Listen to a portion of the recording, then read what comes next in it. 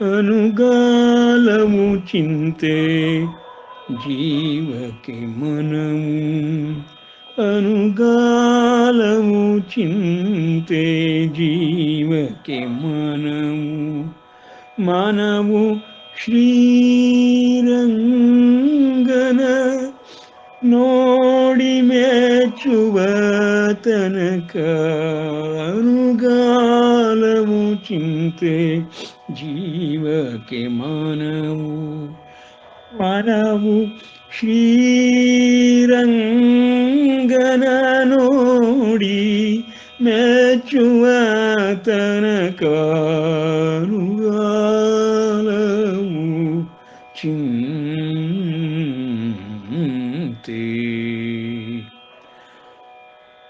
ಮತಿಯಿದ್ದರೂ ಚಿಂತೆ ಮತಿಯಿಲ್ಲದ ಚಿಂತೆ. ಸತಿಯಿದ್ದರೂ ಚಿಂತೆ ಸತಿಯಿಲ್ಲದ ಚಿಂತೆ. ಮತಿಹೀನ ಸತಿಯೂ ಆದರೂ ಚಿಂತೆ. ಪೃಥ್ವಿಯೊಳಗೆ ನಮ್ಮ ಪುರಂದರ ವಿಠಲನ. ಪೃಥ್ವಿಯೊಳಗೆ ನಮ್ಮ ಪುರಂದರ ವಿಠಲನ. ಬಿಡದೆ ಧ್ಯಾನಿಸು ಚಿಂತೆ ನಿಶ್ಚಿಂತೆ. ಪೃಥ್ವಿಯೊಳಗೆ ನಮ್ಮ ಪುರಂದರ ವಿಠಲನ. ಬಿಡದೆ ಧ್ಯಾನಿಸು ಚಿಂತೆ ನಿಶ್ಚಿಂತೆ. ಅನುಗಾಲವು ಚಿಂತೆ ಜೀವಕ್ಕೆ ಮನವು. ಮನವು ಶ್ರೀರಂಗನ ನೋಡಿ ಮೆಚ್ಚುವ ತನಕ. ಪುತ್ರರಿದ್ದರೂ ಚಿಂತೆ ಪುತ್ರರಿಲ್ಲದ ಚಿಂತೆ. ಪುತ್ರರಿದ್ದರೂ ಚಿಂತೆ ಪುತ್ರರಿಲ್ಲದ ಚಿಂತೆ. ಹತ್ತು ಅನ್ನಕ್ಕೆ ಅಲೆದಾಡುವ ಚಿಂತೆ. ತುತ್ತುವಾಸೆಗೆ ತುರುಗಳ ಕಾಯ್ದರು. ತುತ್ತುವಾಸೆಗೆ ತುರುಗಳ ಕಾಯ್ದರು. ಸುತ್ತೇಳು ಕಡೆಯಿಲ್ಲದ ಚಿಂತೆ. ಅನುಗಾಲವು ಚಿಂತೆ ಜೀವಕ್ಕೆ ಮನವು. ಮತಿಯಿದ್ದರೂ ಚಿಂತೆ ಮತಿಯಿಲ್ಲದ ಚಿಂತೆ. ಮತಿಯಿದ್ದರೂ ಚಿಂತೆ ಮತಿಯಿಲ್ಲದ ಚಿಂತೆ. ಮತಿಹೀನನಾದರೂ ಬಿಡದ ಚಿಂತೆ.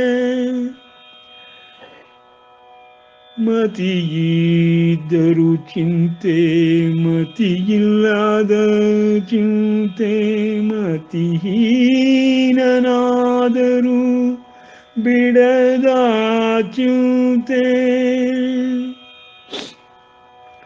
ಪೃಥ್ವಿಯೊಳಗೆ ಸತಿ ಕಡು ಚೆಲ್ವೆಯಾದರೆ. ಪೃಥ್ವಿಯೊಳಗೆ ಸತಿ ಕಡು ಚೆಲ್ವೆಯಾದೊರೆ. ಮಿತಿ ಮೊದಲದ ಮೋಹದ ಚಿಂತೆ. ಅನುಗಾಲವು ಚಿಂತೆ ಜೀವಕ್ಕೆ ಮನವು. ಬಡವನಾದರೂ ಚಿಂತೆ ಬಲ್ಲಿದನಾಗೆ ಚಿಂತೆ. ಬಡವನಾದರೂ ಚಿಂತೆ ಬಲ್ಲಿದನಾಗೆ ಚಿಂತೆ. ಹಿಡಿ ಹೊನ್ನು ಕೈಯೊಳು ಇದ್ದರೂ ಚಿಂತೆ. ಬಡವನಾದರೂ ಚಿಂತೆ ಬಲ್ಲಿದನಾಗೆ ಚಿಂತೆ. ಹಿಡಿಹೊನ್ನು ಕೈಯೊಳು ಇದ್ದರು ಚಿಂತೆ ಪದವಿಯೊಳಗು ನೀ ಪುರಂದರ ವಿಠಲನ ಪದವಿಯೊಳಗು ನೀ ಪುರಂದರ ವಿಠಲನ ಬಿಡದೆ ಧ್ಯಾನಿಸು ಚಿಂತೆ ನಿಶ್ಚಿಂತೆ ಅನುಗಾಲವು ಚಿಂತೆ ಜೀವಕ್ಕೆ ಮನವು ಶ್ರೀರಂಗನ ನೋಡಿ ಮೆಚ್ಚುವ ತನಕ ಅನುಗಾಲವು ಚಿಂತೆ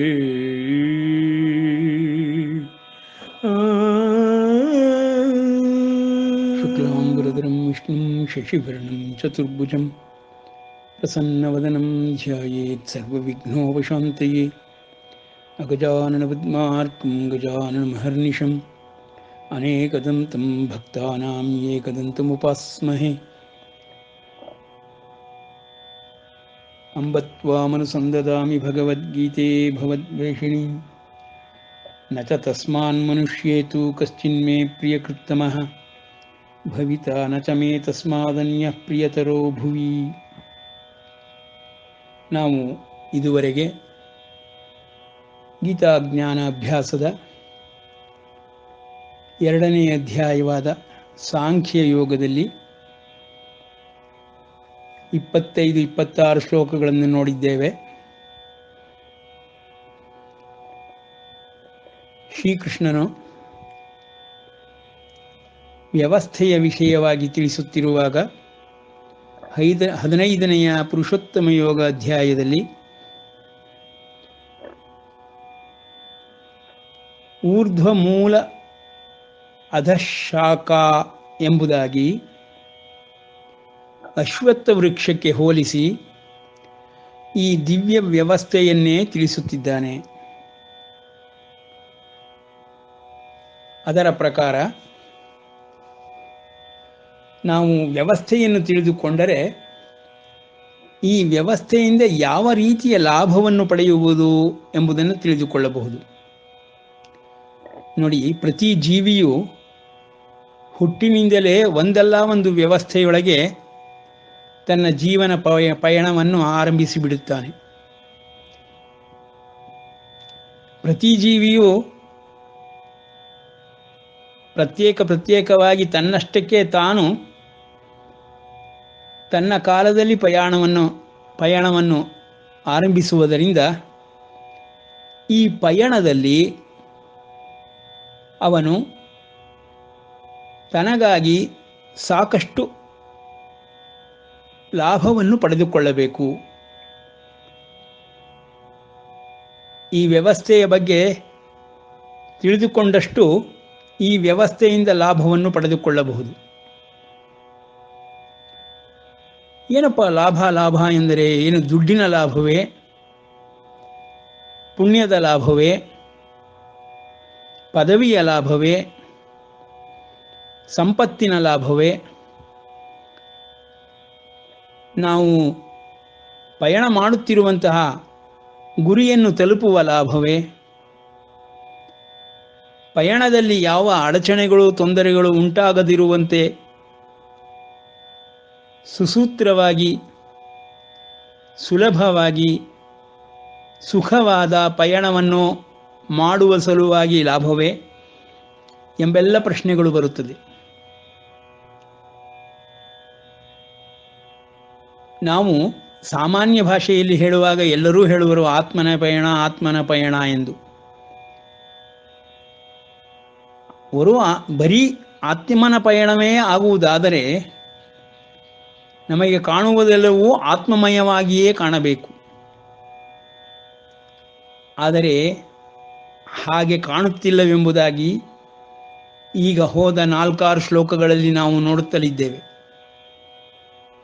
ಕೃಷ್ಣನು ಪ್ರತಿಯೊಂದು ದೇಹವನ್ನು ನೋಡಿ ನೀನು ಯಾವ ಒಂದು ಧರ್ಮ ವ್ಯಾಖ್ಯೆಯನ್ನು ಕೊಟ್ಟೆಯೋ ಅರ್ಜುನ, ಅದು ಸರಿಯಾದುದಲ್ಲ.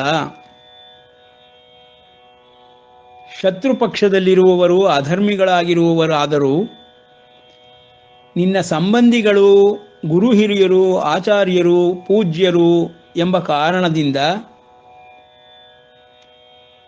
ಕ್ಷತ್ರಿಯ ಕುಲದಲ್ಲಿ ಬಂದಂತಹ ನಿನ್ನ ಕರ್ತವ್ಯವನ್ನೇ ಮಾಡಲಾರೆ ಎಂಬುದಾಗಿ ಹೇಳಿ ಯುದ್ಧರಂಗಕ್ಕೆ ಬಂದ ಮೇಲೆ ಹೇಳಿತನವನ್ನು ಹೊಂದುತ್ತಾ ಮನೋದೌರ್ಬಲ್ಯಕ್ಕೆ ಒಳಗಾಗಿ ಈ ಮಾತುಗಳನ್ನೆಲ್ಲ ಆಡಿರುವೆ. ಅದು ಯಾವುದೂ ಸರಿಯಾದುದಲ್ಲ. ಈ ವ್ಯವಸ್ಥೆಯ ಬಗ್ಗೆ, ಧರ್ಮದ ಬಗ್ಗೆ ನಿನಗೆ ಯಾವ ಸರಿಯಾದ ಜ್ಞಾನವೂ ಇಲ್ಲ. ಆ ಕಾರಣದಿಂದ ನೀನು ಯುದ್ಧವನ್ನು ಆಡುವುದಿಲ್ಲವೆಂಬುದಾಗಿ ಹೇಳಿದುದು ಕರ್ತವ್ಯ ಲೋಪವಾಗುತ್ತದೆ ಮತ್ತು ಕರ್ಮಲೋಪವೂ ಆಗುತ್ತದೆ. ಇದು ಸರಿಯಾದ ಪಯಣವಲ್ಲ, ಲಾಭವೂ ಸಿಕ್ಕುವುದಿಲ್ಲ ಎಂಬುದಾಗಿ ಆರಂಭಿಸಿದ ಪರಮಾತ್ಮನು ಅರ್ಜುನನಿಗೆ ಕಣ್ಣಿಗೆ ಕಾಣುತ್ತಿರುವ ದೇಹವೆಂಬ ವ್ಯಕ್ತಿಯೆಂಬ ವಿಷಯದಿಂದ ಜ್ಞಾನವನ್ನು ಕೊಡಲು ಆರಂಭಿಸಿದ್ದಾನೆ. ಒಬ್ಬ ವ್ಯಕ್ತಿಯ ವಿಷಯದಲ್ಲಿ ಹೇಳಲು ಆರಂಭಿಸಿದರೆ ವ್ಯವಸ್ಥೆಯ ಬಗ್ಗೆ ಹೇಳಿದಂತಾಗುವುದೇ ಎಂಬ ಪ್ರಶ್ನೆ ನಮ್ಮಗಳಲ್ಲಿ ಬಂದು ಮೂಡುವುದು. ಮತ್ತು ಕೃಷ್ಣನು ಇಷ್ಟೆಲ್ಲವನ್ನೂ ಜ್ಞಾನವನ್ನು ಕೊಡುತ್ತಿರುವುದಕ್ಕೆ ಕಾರಣವಾದರೂ ಏನು? ಭಗವದ್ಗೀತೆ ಎಂದು ಎನಿಸಿಕೊಂಡಿರುವಂತಹ ಕೃಷ್ಣ ಭಗವಾನನು ಹೇಳಿರುವ ಈ ವಾಣಿಯನ್ನು ಸಾಮಾನ್ಯರಿಗೆ ತಲುಪಿಸಬೇಕೆಂಬ ಉದ್ದೇಶದಿಂದಷ್ಟೇ ಪರಮಾತ್ಮನು ಎಲ್ಲವನ್ನೂ ತಿಳಿಸುತ್ತಿರುವನು. ಸಾಮಾನ್ಯ ಜೀವಿಗೂ ಇದರ ಲಾಭವಾಗಬೇಕು. ಕೇವಲ ದೇವತಾದಿಗಳಿಗೆ, ಅರ್ಜುನನಿಗೆ ಅಥವಾ ಕೃಷ್ಣನ ಕಾಲದಲ್ಲಿ ಎಲ್ಲರೂ ಬಂದು ನಿಂತಿರುವ ಯುದ್ಧರಂಗದಲ್ಲಿರುವವರೆಲ್ಲರಿಗೂ, ಧರ್ಮನಂದಾದಿಗಳೆಲ್ಲರಿಗೂ ಮಾತ್ರ ಲಾಭವಾಗಬೇಕು ಎಂದ ಕಾರಣದಿಂದ ಈ ಜ್ಞಾನವನ್ನು ಕೃಷ್ಣನು ಕರುಣಿಸುತ್ತಿಲ್ಲ, ಪ್ರಸಾದಿಸುತ್ತಿಲ್ಲ. ಸೃಷ್ಟಿಯ ಆದಿಯನ್ನೇ ಅನಾದಿ ಎಂದು ಹೇಳುತ್ತಾ ಇದು ಅನಾದಿ ಕಾಲದಿಂದಲೂ ಇರುವಂಥದ್ದು, ನೀನು ತಿಳಿದುಕೊಂಡಿರುವಂತೆ ಯಾವುದು ಸೃಷ್ಟಿಯಾಗುತ್ತಿದೆಯೋ, ಕಣ್ಣಿಗೆ ಕಾಣಿಸುತ್ತಿದೆಯೋ ಆ ಸೃಷ್ಟಿಯು ನಾಶ ಹೊಂದುವಂಥದ್ದು. ನಾಶ ಹೊಂದದೇ ಇರುವಂತಹ ಒಂದು ವಸ್ತುವಿದೆ, ಅದಕ್ಕೆ ಸೃಷ್ಟಿಯೂ ಇಲ್ಲ, ಅಂತ್ಯವೂ ಇಲ್ಲ, ಅನಾದಿ ಅನಂತ ಎಂಬುದಾಗಿ ಆಯಾಮವನ್ನೇ ಬದಲಿಸಿ ಉತ್ತಮವಾದ ಸ್ತರಗಳಲ್ಲಿರುವಂತಹ ಜ್ಞಾನವನ್ನು ಕರುಣಿಸಲು ಆರಂಭಿಸಿದ್ದಾನೆ. ಈ ಜ್ಞಾನದ ಅವಶ್ಯಕತೆ ಸಾಮಾನ್ಯ ಮನುಷ್ಯನಿಗೆ, ಸಾಮಾನ್ಯ ಜೀವಿಗೆ ಬೇಕೇ ಎಂಬ ಪ್ರಶ್ನೆ ಉದ್ಭವಿಸುತ್ತದೆ. ಕೃಷ್ಣನ ಮಾತುಗಳಲ್ಲಿಯೇ ನೋಡಿದರೆ ಅತ್ಯಂತ ಸಾಮಾನ್ಯನಿಗೂ, ಪ್ರತಿಯೊಬ್ಬ ಜೀವಿಗೂ, ಪ್ರತಿಯೊಂದು ಪ್ರಾಣಿಗೂ ಲಾಭವಾಗುವಂತೆ, ಅನುಕೂಲವಾಗುವಂತೆ ಈ ಜೀವನ ಪಯಣವೆಂಬುದು ವ್ಯವಸ್ಥಿತವಾಗಿ ನಡೆಯುತ್ತಿದೆ. ಈ ಜೀವನ ಪಯಣದಲ್ಲಿ ಎಲ್ಲ ಜೀವಗಳು ಬಂದು ಹೋಗುತ್ತಿವೆ. ಜೀವಗಳು ಶಾಶ್ವತವಲ್ಲದಿದ್ದರೂ, ದೇಹವೂ ಶಾಶ್ವತವಲ್ಲದಿದ್ದರೂ, ಜೀವನ ಪಯಣವೂ ಶಾಶ್ವತವಲ್ಲದಿದ್ದರೂ ಅದರಿಂದ ಲಾಭವನ್ನು ಎಲ್ಲರೂ ಪಡೆದುಕೊಳ್ಳಲೇಬೇಕು. ಪಡೆದುಕೊಳ್ಳುವುದು ಯಾರಪ್ಪ? ಎಲ್ಲವೂ ನಶ್ವರವೆಂದ ಮೇಲೆ ಈ ಜೀವನದಿಂದ ಲಾಭವನ್ನು ಪಡೆದುಕೊಳ್ಳುವವರು ಯಾರು ಎಂದರೆ ಶಾಶ್ವತನು, ಅವ್ಯಯನು, ಅಪ್ರಮೇಯನು ಆಗಿರುವಂತಹ ಪ್ರತಿಯೊಂದು ಜೀವಿಯು, ದೇಹವು ಸತ್ಪದಾರ್ಥದಿಂದ ಕೂಡಲ್ಪಟ್ಟಿದೆ, ಸತ್ಪದಾರ್ಥವನ್ನು ಹೊಂದಿದೆ. ಆ ಸತ್ಪದಾರ್ಥಕ್ಕೆ ನಾಶವೆಂಬುದೇ ಇಲ್ಲ.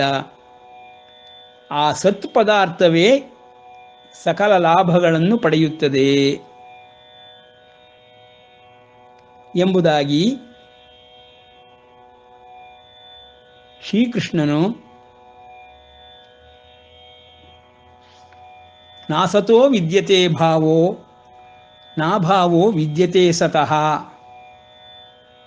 ಉಭಯೋರಪಿ ದೃಷ್ಟೋಂತಸ್ತ್ವನಯೋಸ್ತತ್ವದರ್ಶಿಭಿಃ ಎಂದು ಆರಂಭಿಸಿದ್ದಾನೆ. ಏನಪ್ಪ, ದೇಹದ ಬಗ್ಗೆ 4 ಶ್ಲೋಕ ಹೇಳಿಬಿಟ್ಟು ಅದು ಬಾಲ್ಯ, ಯೌವನ, ಜರಾವಸ್ಥೆ, ಸಾವು ಎಲ್ಲವೂ ಬರುತ್ತದೆ ಎಂದು ಹೇಳಿದ ಮೇಲೆ ದೇಹಕ್ಕೂ ಪಯಣವೇ ಆಯಿತು. ಅದು ದೇಹದ ಪಯಣ. ಕಾಲಮಾನಕ್ಕೆ ತಕ್ಕಂತೆ ಮುಂದುವರಿಯುತ್ತಿರುತ್ತದೆ. ಸಣ್ಣ ಒಂದು ಅಣುವಿನಿಂದ ಆರಂಭವಾಗಿರುವಂಥದ್ದು, ಪ್ರಕೃತಿಯಲ್ಲಿರುವ ಸಕಲ ಜೀವಗಳು ಹಾಗೆ ಸಣ್ಣ ಒಂದು ಬೀಜದಿಂದ ಆರಂಭವಾಗಿರುವಂಥದ್ದು.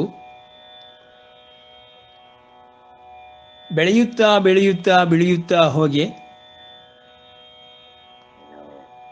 ಈ ಪ್ರಪಂಚಕ್ಕೆ ಬಂದು ಹುಟ್ಟಿನಿಂದ ಆರಂಭವಾದ ಪಯಣ ಅಂತ್ಯದವರೆಗೂ ಸಾಗುತ್ತಲೇ ಇರುತ್ತದೆ. ಇದನ್ನು ಸಾಮಾನ್ಯ ಜ್ಞಾನದಿಂದಲೇ ತಿಳಿದುಕೊಳ್ಳಬಹುದು.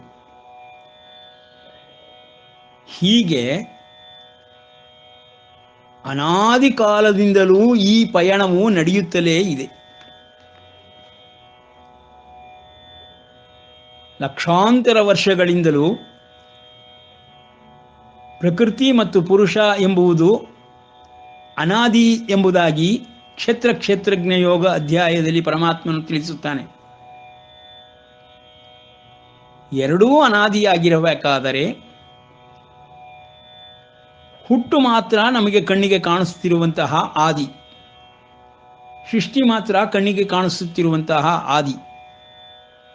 ಅಸೃಷ್ಟಿಯಾದ ವಸ್ತುವು ಪಯಣಿಸುತ್ತದೆ. ವ್ಯಕ್ತಿಯೂ ಪಯಣಿಸುತ್ತಾನೆ, ಜೀವಿಯೂ ಪಯಣಿಸುತ್ತಾನೆ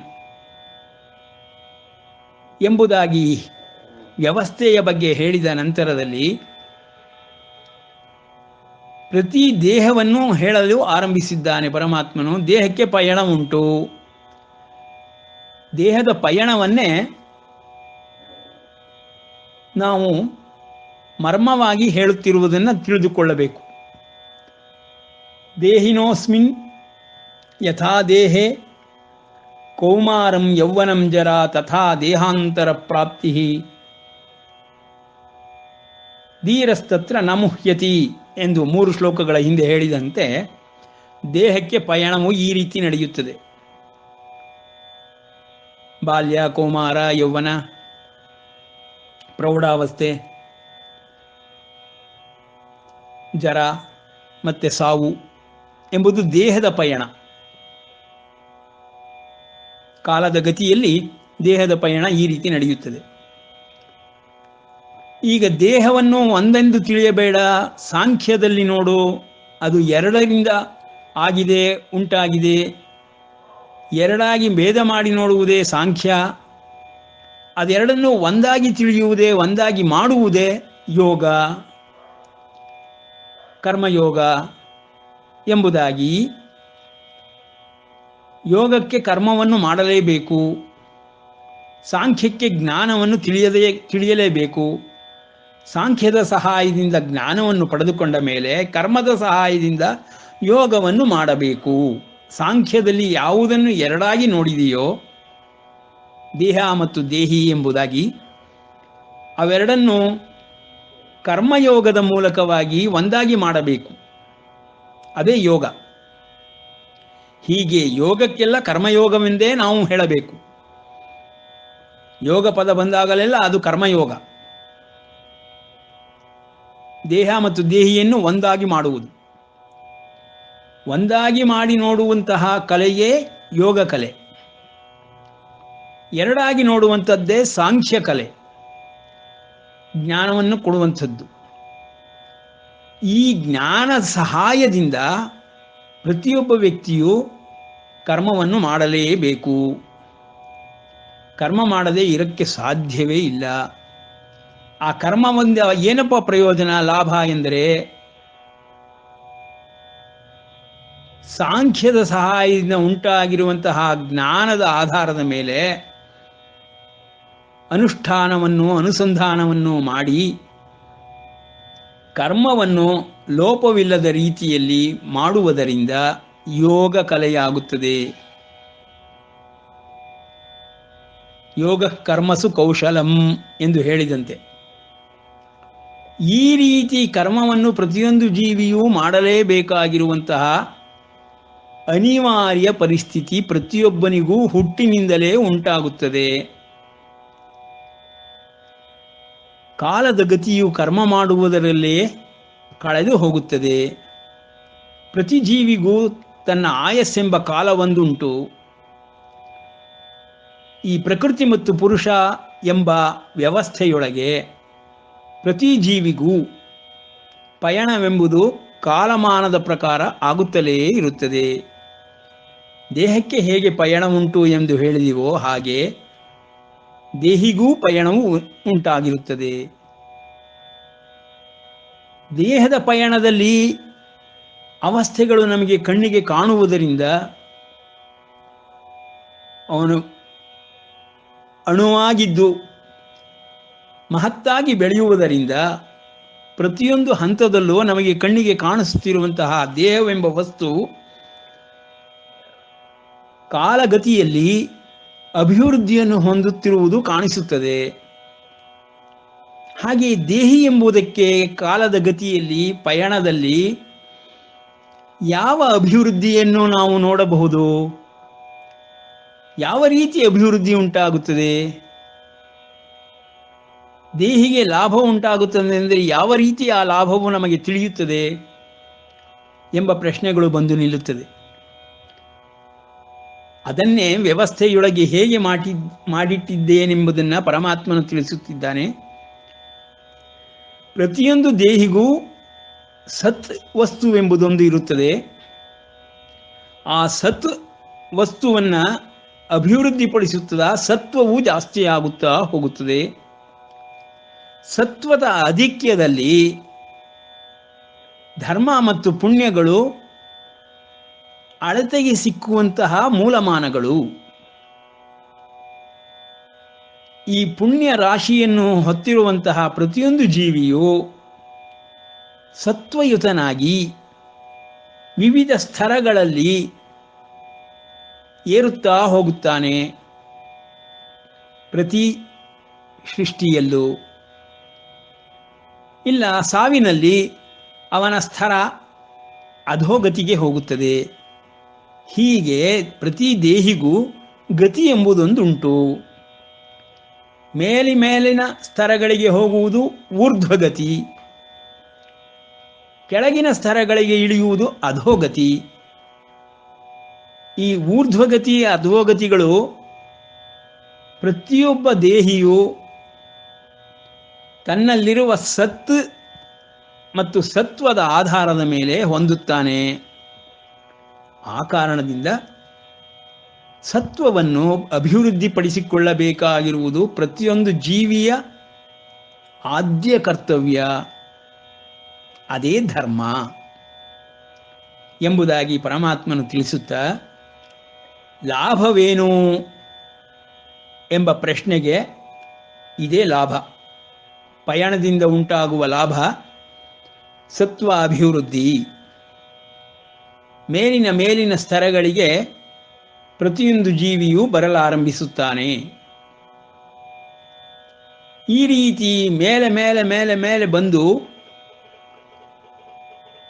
ಆಯಾ ಸ್ತರಗಳಲ್ಲಿ ಅಷ್ಟೇ ಪುಣ್ಯವನ್ನು ಸತ್ವವನ್ನು ಹೊಂದಿರುವಂತಹ ವ್ಯಕ್ತಿಗಳನ್ನು ಊರ್ಧ್ವಲೋಕವಾಸಿಗಳನ್ನು ಪರಲೋಕವಾಸಿಗಳನ್ನು ಭೇಟಿ ಮಾಡುತ್ತಾನೆ. ಇದರಿಂದಲೇ ತಿಳಿದುಬಿಡುತ್ತದೆ ಅವನು ಪುಣ್ಯವಂತನೋ ಪುಣ್ಯಹೀನನೋ ಎಂಬುದು. ಇದು ಪ್ರತಿ ದೇಹಿಗೂ ಗೊತ್ತಾಗುತ್ತಿರುವಂತಹ ಅವಸ್ಥೆಗಳು. ನೋಡಿ, ಇಲ್ಲಿ ಸಾಮಾನ್ಯವಾದ ಈ ಪ್ರಪಂಚದಲ್ಲಿಯೇ ನಾವು ನೋಡಿದ ಒಡನೆಯೇ, ಒಬ್ಬರನ್ನು ನೋಡಿ ಇನ್ನೊಬ್ಬರನ್ನು ನೋಡಿದ ಒಡನೆಯೇ ಹೇಳಿಬಿಡುತ್ತೇವೆ, ಅಯ್ಯೋ ಅವರು ಪುಣ್ಯವಂತರು, ನಮಗಿಂತ ಅವರು ಪುಣ್ಯಶಾಲಿಗಳು, ಜಾಸ್ತಿ ಪುಣ್ಯವನ್ನು ಹೊಂದಿದ್ದಾರೆ, ನಮಗಿಂತ ಅದೃಷ್ಟವಂತರು. ಅದೃಷ್ಟಕ್ಕೂ ಪುಣ್ಯಕ್ಕೂ ಯಾವುದೇ ವ್ಯತ್ಯಾಸವಿಲ್ಲ. ಪುಣ್ಯವನ್ನೇ ಅದೃಷ್ಟವೆಂದು ಹೇಳುವರು. ಅದೃಷ್ಟ ಎಂದರೆ ಸರಿಯಾದ ಅರ್ಥ ಸಂಸ್ಕೃತದಲ್ಲಿ ಕಣ್ಣಿಗೆ ಕಾಣದೇ ಇರುವಂಥದ್ದು ಎಂದು. ಕಣ್ಣಿಗೆ ಕಾಣದೇ ಇರುವಂಥದ್ದೇ ಎಲ್ಲವೂ. ದೇವರು, ಪುಣ್ಯ, ಧರ್ಮ ಇವೆಲ್ಲವೂ ಕಣ್ಣಿಗೆ ಕಾಣದೇ ಇರುವಂಥದ್ದು.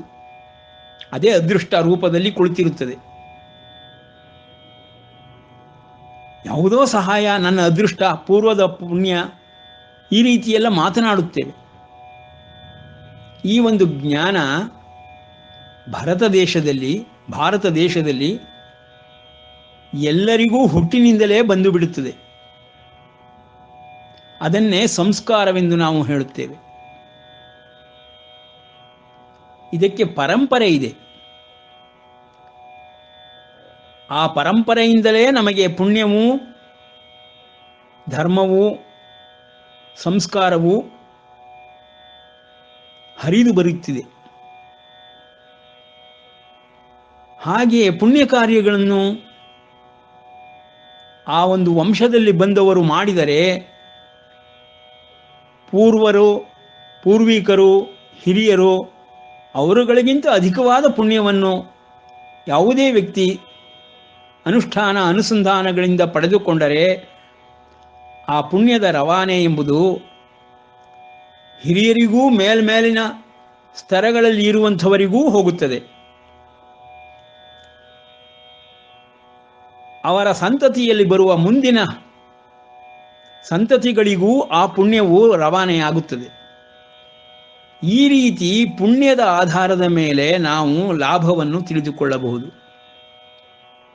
ನಾವು ಮಾಡಿದ ಯಾವುದೋ ಕರ್ಮವು ಯಶಸ್ವಿಯಾದರೆ, ಫಲವನ್ನು ಕೊಟ್ಟರೆ, ಅಯ್ಯೋ ನಾನು ಅಷ್ಟೊಂದು ಕಷ್ಟವನ್ನು ಪಡಲೇ ಇಲ್ಲ, ಇದು ಅದೃಷ್ಟದಿಂದ ಬಂದದ್ದು ಎಂದು ಹೇಳಿಬಿಡುತ್ತೇವೆ. ಅದೃಷ್ಟ ಎಂದರೆ ಪೂರ್ವ ಪುಣ್ಯದಿಂದ ಬಂದಿರುವಂಥದ್ದು. ತಾನೇ ಪೂರ್ವದಲ್ಲಿ ಮಾಡಿರುವಂತಹ ಕರ್ಮಗಳ ಫಲವು ಪುಣ್ಯ ರೂಪದಲ್ಲಿ ಬರುತ್ತದೆ. ಪ್ರತಿಯೊಂದು ಪರಂಪರೆಯಲ್ಲಿಯೂ ಹಿರಿಯರುಗಳು ಮಾಡಿದಂತಹ ಪುಣ್ಯವು ನಮ್ಮ ಹಿಂದೆ ಬರುತ್ತದೆ. ಈ ರೀತಿ ಈ ವ್ಯವಸ್ಥೆಯು ಮಾಡಲ್ಪಟ್ಟಿದೆ. ಅವುಗಳನ್ನೆಲ್ಲವನ್ನು ತಿಳಿದುಕೊಳ್ಳಬೇಕೆಂದರೆ ಈ ಗೀತಾಜ್ಞಾನದ ಸಹಾಯದಿಂದ ತಿಳಿದುಕೊಳ್ಳಬಹುದು. ಆ ಕಾರಣದಿಂದ ಗೀತಾವಾಣಿ ಭಗವದ್ಗೀತಾ, ಭಗವಂತನ ಬಾಯಿಂದ ಬಂದಿರುವಂತಹ ಈ ದಿವ್ಯವಾಣಿ ವ್ಯಾಸರು, ಗಣಪತಿ ಮುಂತಾದ ದೇವತಾದಿಗಳಿಗೂ ಸಿದ್ಧಪುರುಷರಿಗಳಿಗೂ ಸಹಾಯಕವಾಗಿದೆ, ಲಾಭಕರವಾಗಿದೆ. ಅಂತಹದರಲ್ಲಿ ನಮ್ಮಂಥ ಸಾಮಾನ್ಯ ಜೀವಿಗಳಿಗೂ ಲಾಭವಾಗುವುದಾಗಲಿ, ಪುಣ್ಯ ಮತ್ತು ಸತ್ವಗಳ ಅಭಿವೃದ್ಧಿಯಾಗಲಿ, ಧರ್ಮದ ಅಭಿವೃದ್ಧಿಯಾಗಲಿ ನಿಶ್ಚಯವಾಗಿ ಆಗಿಯೇ ಆಗುತ್ತದೆ. ನಮ್ಮ ಪಯಣವನ್ನು ನಾವು ಅವಲೋಕಿಸಿದರೆ, ಹಿಂದಿನ ದಿನಗಳನ್ನು ಪುನರಾವಲೋಕನ ಮಾಡಿದರೆ ನಮಗೇ ತಿಳಿದು ಬರುತ್ತದೆ, ನಾವು ಪುಣ್ಯವಂತರು, ಪುಣ್ಯ ಸಂಪಾದನೆಯನ್ನು ಮಾಡುತ್ತಲಿದ್ದೇವೆ, ಅದೃಷ್ಟ ಎಂಬುದು ನಮಗೆ ಬಂದಿದೆ, ಎಲ್ಲವೂ ಒಲಿಯುತ್ತಿದೆ, ಸಿದ್ಧಿಗಳು ಉಂಟಾಗುತ್ತಿವೆ, ನಾವು ಮೇಲ್ಮೇಲಿನ ಸ್ತರಗಳಿಗೆ ಹೋಗುತ್ತಿದ್ದೇವೆ ಎಂಬುದನ್ನು ಅರಿತು ಬಿಡಬಹುದು, ಎಲ್ಲರಿಗೂ ಅರಿವಾಗುವುದು. ಆ ಕಾರಣದಿಂದ ಈ ವ್ಯವಸ್ಥೆಯಲ್ಲಿ ಕೃಷ್ಣನು ಹೇಳಿರುವಂತಹ ಈ ಮರ್ಮಗಳನ್ನು ತಿಳಿದುಕೊಳ್ಳುವ ಈ ಜ್ಞಾನವನ್ನು ಪಡೆದುಕೊಳ್ಳಲೇಬೇಕು ಪ್ರತಿಯೊಂದು ಜೀವಿಯು. ನೋಡಿ, ಹುಟ್ಟಿನಿಂದ ಈ ವ್ಯವಸ್ಥೆಯೊಳಗೆ ದೇಹ ಪೋಷಣೆಗಾಗಿ ನಾವು ಹೇಗೆ ಎಲ್ಲವನ್ನೂ ತಿಳಿದುಕೊಳ್ಳುತ್ತೇವೆಯೋ, ಧನವೇ ಆಧಾರ, ಧನವನ್ನು ದುಡಿಯದಿದ್ದರೆ, ಸಂಪತ್ತನ್ನು ಹೊಂದದಿದ್ದರೆ ನಾವು ಈ ದೇಹದಲ್ಲಿ ಸುಖವಾಗಿ ಇರುವುದಕ್ಕೆ ಆಗುವುದಿಲ್ಲ. ಆ ಕಾರಣದಿಂದ ಯಾವುದೇ ವೃತ್ತಿಯನ್ನು ಅವಲಂಬಿಸಿ ಧನ ಸಂಪಾದನೆಯನ್ನು ಮಾಡಲೇಬೇಕು, ಆರ್ಜಿಸಲೇಬೇಕು. ಧನ ಸಂಪಾದನೆಗಾಗಿ ವಿದ್ಯೆ ಎಂಬುದನ್ನು ಕಲಿಯಲೇಬೇಕು, ಕುಶಲತೆಯನ್ನು ಕಲಿಯಲೇಬೇಕು. ಅವುಗಳ ಸಹಾಯದಿಂದನೂ ಧನವನ್ನು ಆರ್ಜಿಸಬೇಕು. ಹೀಗೆ ನಾವು ಉತ್ತಮ ಸ್ತರಗಳಿಗೆ ಸಂಪತ್ತನ್ನು ಹೊಂದುವುದರ ಮೂಲಕವಾಗಿ ಮೇಲೆ ಮೇಲೆ ಮೇಲೆ ಮೇಲೆ ಅಭಿವೃದ್ಧಿಯನ್ನು ಹೊಂದುತ್ತೇವೆ ಎಂಬ ಸಾಮಾನ್ಯ ಜ್ಞಾನ ಈ ಒಂದು ವ್ಯವಸ್ಥೆಯಲ್ಲಿ ಎಲ್ಲರಿಗೂ ತಿಳಿದು ಬಿಡುತ್ತದೆ.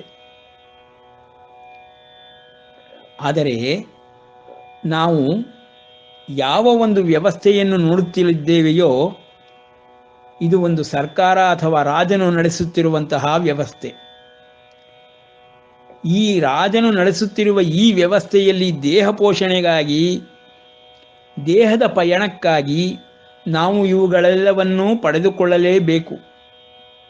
ಸೌಲಭ್ಯಗಳನ್ನು, ಸವಲತ್ತುಗಳನ್ನು, ಅಶನ ವಸನಾದಿಗಳನ್ನು ಪಡೆದುಕೊಳ್ಳಲೇಬೇಕು. ಇವೆಲ್ಲವೂ ದೇಹಕ್ಕಾಗಿ ಬೇಕಾಗಿರುವಂತಹ ವಸ್ತುಗಳೇ. ಅದನ್ನು ಪಡೆದುಕೊಳ್ಳಲು ನಾವು ಧನಾರ್ಜನೆಯನ್ನು ಮಾಡಲೇಬೇಕು, ವಿದ್ಯೆಯನ್ನು ಕಲಿಯಲೇಬೇಕು. ಹೀಗೆ ಈ ವ್ಯವಸ್ಥೆಯೊಳಗಿರುವ ಲಾಭವನ್ನು ಪಡೆದುಕೊಳ್ಳುವುದು ಕಣ್ಣಿಗೆ ಕಾಣುವಂಥದ್ದು. ಇಂತಹ ಸಾವಿರಾರು ವ್ಯವಸ್ಥೆಗಳು ದಿವ್ಯ ವ್ಯವಸ್ಥೆಯೊಳಗೆ ಅಡಕವಾಗಿದೆ. ಆ ದಿವ್ಯ ವ್ಯವಸ್ಥೆಯೊಳಗಿರುವಂಥ ಪಯಣ ಯಾವುದಪ್ಪ ಎಂದರೆ ದೇಹಿಗೆ ಉಂಟಾಗುವ ಪಯಣ. ಈ ವ್ಯವಸ್ಥೆಯೊಳಗೆ ಉಂಟಾಗುತ್ತಿರುವಂತಹ ಪಯಣವು ದೇಹಕ್ಕೆ ಹೇಗೆ ಸಂಬಂಧಪಟ್ಟಿದೆಯೋ ಹಾಗೆ ದಿವ್ಯ ವ್ಯವಸ್ಥೆಯೊಳಗೆ ದೇಹಿಗೆ ಸಂಬಂಧಪಟ್ಟಂತಹ ಪಯಣವೂ ಇದೆ. ಆ ಪಯಣಕ್ಕೆ ಬೇಕಾಗಿರುವಂತಹ ಪುಣ್ಯ, ಧರ್ಮ ಇವುಗಳ ಆರ್ಜನೆಯನ್ನು ಮಾಡಲೇಬೇಕು ಪ್ರತಿಯೊಂದು ಜೀವಿಯು. ಅದನ್ನೇ ಪರಮಾತ್ಮನು ಉದ್ಧರೇದಾತ್ಮನಾತ್ಮಾನಂ ಆತ್ಮಾನಮವಸಾದಯೇತ್ ಆತ್ಮ ಇವ ಹ್ಯಾತ್ಮನೋ ಬಂಧು ಆತ್ಮ ಇವ ರಿಪುರಾತ್ಮನಃ ಎಂಬುದಾಗಿ ಹೇಳುವುದರ ಮೂಲಕ ದಿವ್ಯ ವ್ಯವಸ್ಥೆಯ ಲಾಭವನ್ನು ಪ್ರತಿಯೊಂದು ಜೀವಿಯೂ ಪಡೆದುಕೊಳ್ಳಲೇಬೇಕು. ಪ್ರತಿಯೊಂದು ಜೀವಿಯೂ ಕರ್ಮ ಮಾಡಲೇಬೇಕು. ಪ್ರತಿಯೊಂದು ಜೀವಿಯೂ ತನ್ನ ಕರ್ತವ್ಯಗಳನ್ನು ನಿಭಾಯಿಸಲೇಬೇಕು. ಈ ವ್ಯವಸ್ಥೆಯೇ ಹೀಗಿದೆ ಎಂಬುದಾಗಿ ತಿಳಿಸುತ್ತಾನೆ. ಭಗವದ್ಗೀತೆಯಲ್ಲಿ ನಾಸತೋ ವಿದ್ಯತೆ ಭಾವೋ ಎಂಬ ಆರಂಭವಾದ ಶ್ಲೋಕದಿಂದ ಪ್ರತಿಯೊಂದು ವಿಷಯವೂ ದೇಹಿಗೆ ಸಂಬಂಧಪಟ್ಟ ವಿಷಯಗಳು. ದೇಹಕ್ಕೆ ಸಂಬಂಧಪಟ್ಟ ವಿಷಯಗಳು ಅಲ್ಲೋ ಇಲ್ಲೋ ಒಂದೊಂದು ಬರುತ್ತದೆ. ಮಿಕ್ಕೆಲ್ಲವುಗಳು ದೇಹಿಗೆ ಸಂಬಂಧಪಟ್ಟ ವಿಷಯಗಳು. ದೇಹಿಯ ಸಂಬಂಧದಲ್ಲಿ ಇರುವ ವ್ಯವಸ್ಥೆಯನ್ನು ಪರಮಾತ್ಮನು ತಿಳಿಸುತ್ತಿದ್ದಾನೆ ಮತ್ತು ದೇಹಿಗೆ ಸಂಬಂಧಪಟ್ಟ ವಿಷಯಗಳನ್ನು ತಿಳಿಸುತ್ತಿದ್ದಾನೆ. ಹಾಗಾಗಿ ಭಗವದ್ಗೀತೆ ಮೂಲ ವಸ್ತುಗಳನ್ನು ವಿಶ್ಲೇಷಣೆ ಮಾಡಿ ತಿಳಿದುಕೊಳ್ಳುವಂತಹ ಒಂದು ಜ್ಞಾನ ಭಂಡಾರ. ಇದರಿಂದ ದೇವತಾದಿಗಳಿಗೂ ಲಾಭ ಉಂಟು. ಆ ಕಾರಣದಿಂದಲೇ ಇದನ್ನು ಬ್ರಹ್ಮವಿದ್ಯೆ ಎಂದು ಹೇಳುತ್ತಾರೆ. ಸಕಲ ಸೃಷ್ಟಿಯು ಬ್ರಹ್ಮ, ವಿಷ್ಣು, ಮಹೇಶ್ವರಾದಿ ಎಲ್ಲರಿಗೂ, ದೇವತಾದಿಗಳೆಲ್ಲರಿಗೂ ಈ ಒಂದು ಭಗವದ್ಗೀತಾ ಜ್ಞಾನದಿಂದ ಲಾಭ ಉಂಟು, ಪ್ರಯೋಜನ ಉಂಟು. ಆ ಕಾರಣದಿಂದಲೇ ಬರೀ ಭಾಗವತವನ್ನು ಕೇಳಿದರಿಂದಲೇ ಪಿಶಾಚ ಜನ್ಮವನ್ನು ಹೊಂದಿದ್ದಂತಹ ಒಬ್ಬ ಗಂಧರ್ವನು ಆ ಜನ್ಮದಿಂದ ಮುಕ್ತನಾಗಿ ಗಂಧರ್ವ ಲೋಕಕ್ಕೆ ಹೊರಟು ಹೋಗುತ್ತಾನೆ. ಭಾಗವತದಲ್ಲಿ ಬರುವ ಆ ಒಂದು ಕಥಾಪ್ರಸಂಗವನ್ನು ನೋಡಿದರೆ ತಿಳಿದು ಹೋಗುತ್ತದೆ. ಪ್ರತಿಯೊಬ್ಬ ವ್ಯಕ್ತಿಯು ಉದ್ಧರೇದ ಆತ್ಮನಾತ್ಮಾನಂ ಮಾಡಿಕೊಳ್ಳಲೇಬೇಕು. ಇಂಥ ಒಂದು ಪಯಣವನ್ನು ನಡೆಸುತ್ತಿರುವ ಪ್ರತಿ ಜೀವಿಯು ದೇಹದ ಪಯಣವನ್ನು, ದೇಹಿಯ ಪಯಣವನ್ನು ಏಕಕಾಲಕ್ಕೆ ನಡೆಸುತ್ತಿರುವುದರಿಂದ, ನಾವು ದೇಹದ ಪಯಣದ ಕಡೆಗೆ ಗಮನವನ್ನು ಹೆಚ್ಚು ಕೊಟ್ಟಿರುವುದರಿಂದ, ಅರ್ಜುನನ ಆ ಪ್ರಶ್ನೆಗಳಿಗೆ ಧರ್ಮವ್ಯಾಖ್ಯೆಗೆ ಉತ್ತರವಾಗಿ ಪರಮಾತ್ಮನು ದೇಹಿಯ ವಿಷಯವಾಗಿ ಹೇಳಲು ಆರಂಭಿಸಿದ್ದಾನೆ. ದೇಹ ಸತ್ತು ಹೋಗುವಂಥದ್ದು, ಅದರ ಬಗ್ಗೆ ಅಷ್ಟು ಶೋಕಿಸಬೇಡ. ಪಂಡಿತರುಗಳು ದೇಹದ ಬಗ್ಗೆ ಯಾರು ಯೋಚನೆಯನ್ನೇ ಮಾಡುವುದಿಲ್ಲ. ಪಂಡಿತರು ಯೋಚನೆ ಮಾಡುವ ವಿಷಯಗಳು ಯಾವುದಪ್ಪ ಎಂದರೆ ದೇಹಿಯ ಬಗ್ಗೆ. ದೇಹಿಯ ಬಗ್ಗೆ ಸಂಪೂರ್ಣವಾದ ಜ್ಞಾನವನ್ನು ನೀನು ತಿಳಿದುಕೊಂಡು ನಂತರದಲ್ಲಿ ದೇಹದಿಂದ ಈ ಕರ್ಮಗಳನ್ನು, ಯುದ್ಧ ಕರ್ಮವನ್ನು ಮಾಡಬೇಕು ಎಂಬ ಕಾರಣಕ್ಕಾಗಿ ಭಗವಂತನು ಈ ಒಂದು ಬ್ರಹ್ಮವಿದ್ಯಾ ಜ್ಞಾನವನ್ನು, ಆಧ್ಯಾತ್ಮ ಜ್ಞಾನವನ್ನು ಕರುಣಿಸಲು ಆರಂಭಿಸಿದ್ದಾನೆ. ಈ ಭಗವಂತನ ಹೆಸರನ್ನು ಹೇಳುವುದರಿಂದಲೇ ಪುಣ್ಯರಾಶಿ ಪ್ರತಿಯೊಬ್ಬರಿಗೂ ಉಂಟಾಗುತ್ತದೆ. ಅದು ದಿವ್ಯ ವ್ಯವಸ್ಥೆಯ ಮೂಲಭೂತವಾದಂತಹ ಒಂದು ಅಭಯ. ಇಡೀ ಸೃಷ್ಟಿಗೆ ಒಡೆಯನಾಗಿರುವಂತಹ, ಸೃಷ್ಟೀಶನ ತಂದೆಯಾಗಿರುವಂತಹ, ಆದಿಮೂಲನೆನಿಸಿರುವಂತಹ ಮಹಾವಿಷ್ಣುವು ಕೃಷ್ಣಾವತಾರದಲ್ಲಿ ಕೃಷ್ಣನ ದೇಹದಲ್ಲಿ ಬಂದು ಸರ್ವಸ್ವವನ್ನು ನಮಗೆ ತಿಳಿಸಿಕೊಡುತ್ತಿದ್ದಾನೆ. ಭಗವದ್ಗೀತೆಯ ಒಂದು ಶ್ಲೋಕವನ್ನು ಓದುವುದರಿಂದಲೇ ಸಾಕಷ್ಟು ಪುಣ್ಯವು ಬಂದು ಬಿಡುತ್ತದೆ. ಭಗವದ್ಗೀತೆಯ ವಿಷಯದಲ್ಲಿ ಕೇಳುವುದರಿಂದಲೇ ಸಾಕಷ್ಟು ಪುಣ್ಯ ಬಂದು ಬಿಡುತ್ತದೆ. ಧರ್ಮ ಮಾರ್ಗದಲ್ಲಿ ಪ್ರತಿಯೊಬ್ಬರೂ ಹೋಗಲು ಆರಂಭಿಸಿ ಬಿಡುತ್ತಾರೆ. ಅಂತಹ ಪರಮ ದಿವ್ಯವಾದ ಜ್ಞಾನ ಇದು. ಆ ಕಾರಣದಿಂದ ಭಗವದ್ಗೀತೆ ಪ್ರತಿಯೊಂದು ಜೀವಿಗೂ, ಪ್ರಾಣಿಗೂ ಬೇಕಾಗಿರುವಂತಹ ಜ್ಞಾನ. ಇದು ನಮ್ಮ ಭಾರತ ವರ್ಷದಲ್ಲಿ ವಿಶೇಷವಾಗಿ ಅತ್ಯಂತ ಪುಣ್ಯಶಾಲಿಗಳು ಪಡೆದುಕೊಂಡಿರುವಂತಹ ಪರಮಾತ್ಮನ ಅನುಗ್ರಹ ಎಂಬುದಾಗಿ ತಿಳಿದುಕೊಂಡು,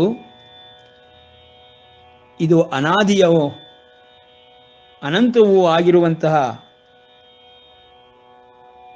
ದಿವ್ಯ ಜ್ಞಾನವೆಂಬುದಾಗಿ ಎಲ್ಲರೂ ಇದನ್ನು ಪಡೆದುಕೊಳ್ಳಲೇಬೇಕು. ಅದರಿಂದ ಲಾಭ ಅತ್ಯಂತ ಪುಣ್ಯ ಮತ್ತು ಸತ್ವದ ಅಭಿವೃದ್ಧಿ. ದೇಹಿಯ ಪಯಣ ಪರಮಾತ್ಮನನ್ನು ಹೊಂದುವ ಕಡೆಗೆ ಗುರಿ. ಜ್ಞಾನ ಮಾರ್ಗದಲ್ಲಿ ಹೋಗಿ ಸಾಧನೆಗಳನ್ನು ಮಾಡಿ ಮುಮುಕ್ಷುತ್ವವನ್ನು ಪಡೆದು ಮೋಕ್ಷವೇ ಗುರಿಯಾಗಿ ಇಟ್ಟುಕೊಂಡಿರುವಂಥವರು ಅತ್ಯಂತ ವಿರಳ. ಆದಿಶಂಕರಾಚಾರ್ಯರು ಶಂಕರಾಂಶ ಸಂಭೂತರು ಈ ರೀತಿಯ ಒಂದು ಜ್ಞಾನ ಮಾರ್ಗವನ್ನು, ಧ್ಯಾನ ಮಾರ್ಗವನ್ನು ಅನುಸರಿಸಿ ಮೋಕ್ಷವನ್ನೇ ಗುರಿಯಾಗಿಟ್ಟುಕೊಂಡಂಥವರು. ಅದೇ ರೀತಿ ಮೋಕ್ಷವನ್ನೇ ಗುರಿಯಾಗಿಟ್ಟುಕೊಳ್ಳುವಂಥವರು ಶಂಕರರ ಜ್ಞಾನ ಮಾರ್ಗವನ್ನು, ಧ್ಯಾನ ಮಾರ್ಗವನ್ನು, ಅನುಷ್ಠಾನವನ್ನು, ಅನುಸಂಧಾನವನ್ನು ಮಾಡಿ ಆತ್ಮಾನುಭವವನ್ನು ಪಡೆದು ಪರಬ್ರಹ್ಮನಲ್ಲಿ ಐಕ್ಯವಾಗುವುದರ ಮೂಲಕವಾಗಿ ಮುಕ್ತಿಯನ್ನು ಪಡೆಯಬಹುದು. ಇನ್ನಿಲ್ಲ ಎಲ್ಲ ಇತರರಿಗೂ, ಸಾಮಾನ್ಯರಿಗೂ, ಎಲ್ಲ ಜೀವಿಗಳಿಗೂ ಭಗವಂತನಲ್ಲಿ ಭಕ್ತಿ ಮಾಡುವುದರ ಮೂಲಕವಾಗಿ, ಪುಣ್ಯವನ್ನು ಗಳಿಸುವುದರ ಮೂಲಕವಾಗಿ, ಸತ್ವವನ್ನು ಅಭಿವೃದ್ಧಿಪಡಿಸಿಕೊಳ್ಳುವುದರ ಮೂಲಕವಾಗಿ ಎಲ್ಲರೂ ಮೋಕ್ಷವನ್ನೇ ಗುರಿಯನ್ನಾಗಿಟ್ಟುಕೊಂಡಿರುವುದಿಲ್ಲ. ಈ ಮಾಯಾಶಕ್ತಿಗಳ ಪ್ರಕೃತಿಯ ವಶವಾಗಿ ಪ್ರತಿಯೊಂದು ಜೀವಿಯೂ ತನ್ನ ಜೀವನವನ್ನು ಕಾಲಯಾಪನೆ ಮಾಡುವುದರಿಂದ ಭಗವದ್ಗೀತೆ ಪ್ರತಿ ಜೀವಿಗೂ ಅನುಕೂಲಕರವಾಗಿದೆ. ಅತ್ಯಂತ ಲಾಭವನ್ನು ಪಡೆಯುವಂಥದ್ದಾಗಿದೆ. ಮುಂದಿನ ಜನ್ಮಗಳು ಉತ್ತಮ ಸ್ತರಗಳಲ್ಲಿ ಉಂಟಾಗುತ್ತದೆ ಹೇಗೆಂಬುದಾಗಿ ಕೃಷ್ಣನೇ ಮುಂದಿನ ಅಧ್ಯಾಯಗಳಲ್ಲಿ ಹೇಳುತ್ತಾನೆ. ಅಂತಹ ದಿವ್ಯ ವ್ಯವಸ್ಥೆಯನ್ನು ನಾನು ಮಾಡಿದ್ದೇನೆ ಎಂಬುದಾಗಿ ಪರಮಾತ್ಮನು ಗೀತೆಯಲ್ಲಿ ವಿವರವಾಗಿ ಕೊಟ್ಟಿದ್ದಾನೆ. ಆ ಕಾರಣದಿಂದ ಆದರೂ ಪ್ರತಿಯೊಂದು ಜೀವಿಯೂ ಗೀತೆಯನ್ನು ಅಭ್ಯಾಸ ಮಾಡಲೇಬೇಕು, ಅನುಷ್ಠಾನ ಮಾಡಲೇಬೇಕು, ಅನುಸಂಧಾನ ಮಾಡಲೇಬೇಕು ಎಂಬುದಾಗಿ ದೇಹಿ ಮತ್ತು ದೇಹ ಎರಡರ ಪಯಣವನ್ನು ಇಂದು ನಾವು ತಿಳಿದುಕೊಂಡಿದ್ದೇವೆ. ಇಂದು ಇಲ್ಲಿಗೆ ನಿಲ್ಲಿಸಿರೋಣ. ನಾಳೆ ದೇಹಿಯ ವಿಷಯದಲ್ಲಿ ವಿವರಗಳನ್ನು ಪರಮಾತ್ಮನು ಏನೆಂದು ಕೊಡುತ್ತಾನೆ ತಿಳಿದುಕೊಳ್ಳೋಣ. ಶ್ರೀಕೃಷ್ಣಾರ್ಪಣಮಸ್ತು.